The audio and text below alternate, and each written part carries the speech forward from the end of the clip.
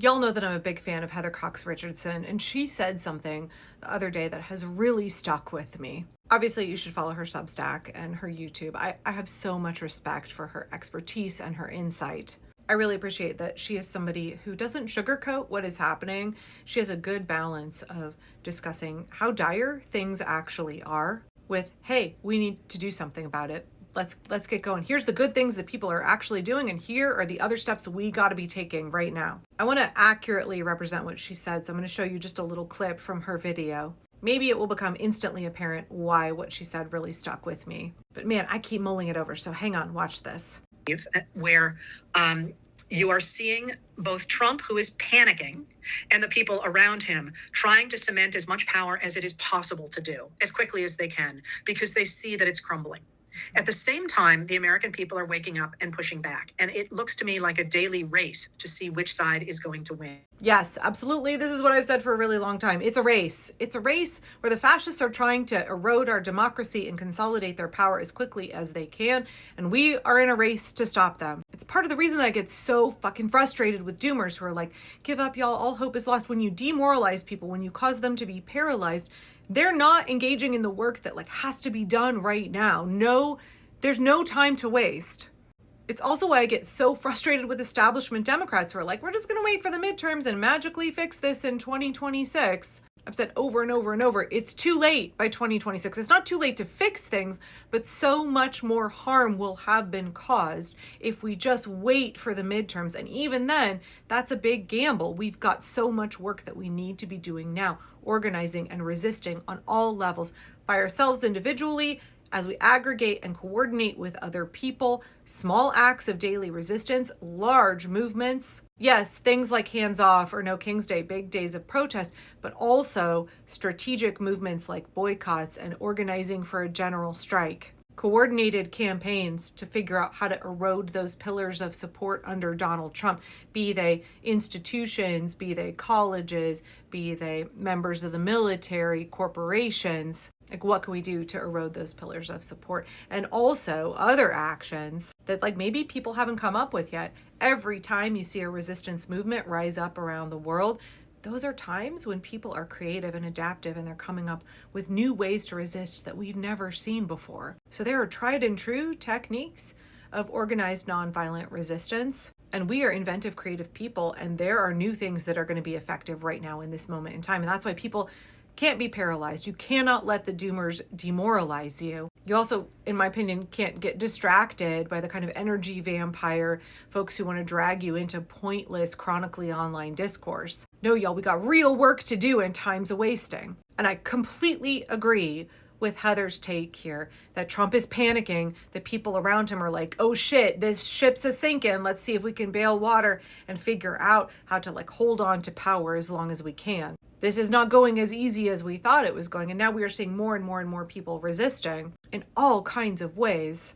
And it's this race. Can they cement their grasp on power? How many people can they hurt? How many rights can they erode? How much damage can they do before we get up here and stop it? Because we know that fascists, they don't just give up on their own, y'all. They don't decide to walk away.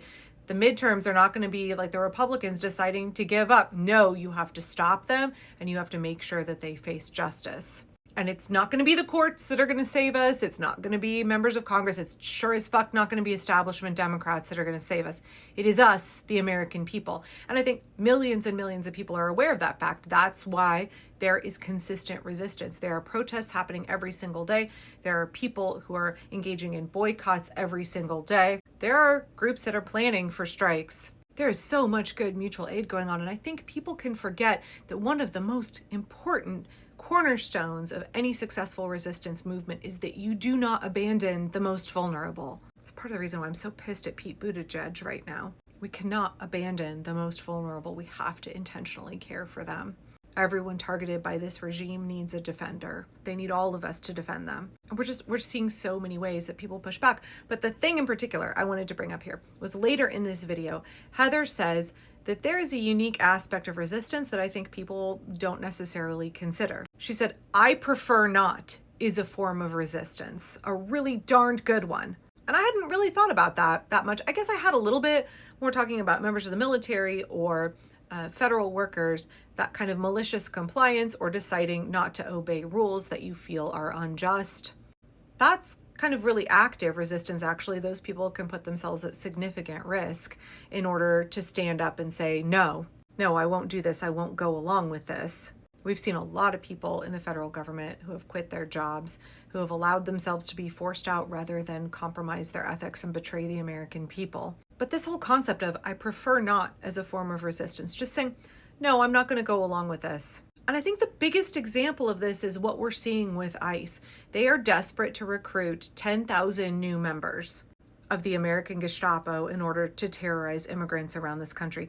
And also, I think they'll very quickly expand it to homeless folks and folks with mental health struggles. Right, these are the brown shirts. This is Donald Trump's secret police. They're not going to stop with immigrants, but that's what they're focused on right now. His goal is to deport or capture and stuff into concentration camps 1 million immigrants a year.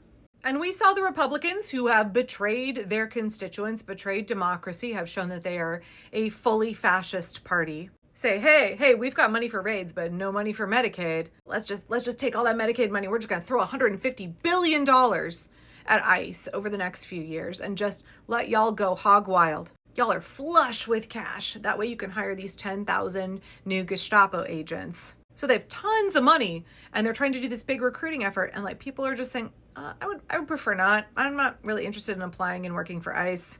It's going so badly that they have had to sweeten the deal, offer a $50,000 signing bonus, which you don't actually get paid until you work for them for a number of years. That wasn't good enough. They still couldn't meet their quota. So then they added $60,000 in student loan forgiveness, which is wild since these guys don't have, most of them are not college educated. I realize there are attorneys that they're bringing in to work for ICE and pencil pushers who do have college degrees. But like the foot soldiers for ICE, most of them don't. But that still wasn't getting them up to their quota. So then they had to lower the age at which you could apply to work for ICE. It's now been lowered to 18. They want teenagers being heavily armed, sweeping into our communities and rounding up families. It's not going well when you have to lower the age to 18 in your recruitment. And still, the American people are like, I would prefer not. No, thank you. And still, the American people are like, I prefer not. No, thank you. It's gotten so bad that they've had to move FEMA workers. They are now telling FEMA workers, you have to go work for ICE. Because a number of years ago, FEMA got put under DHS. So I guess they can shuffle them around and reassign them. And they've said, you have to go work for ICE. If you don't, we'll fire you. I've not heard reports yet about how many folks have said, no, thank you, I'm going to quit.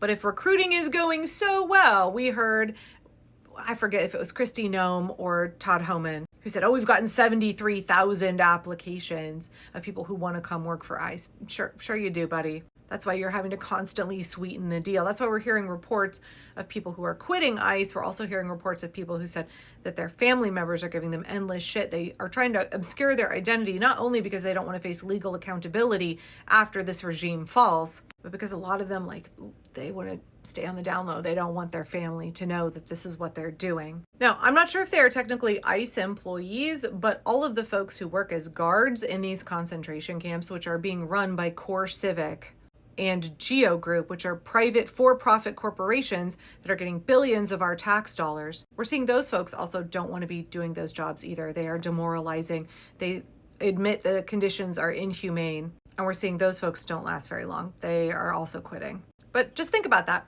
Think about the ways that Trump is failing at his plans because people are saying, I prefer not. I will not give my labor, I will not give my body, my life, my expertise to the fascist regime. Can't make me apply. He's not yet conscripting people into ICE. But that's a really powerful form of resistance that I think we should lean into more. Non-compliance. Refusing to take the bait, refusing to be tempted, lured in to collaborating.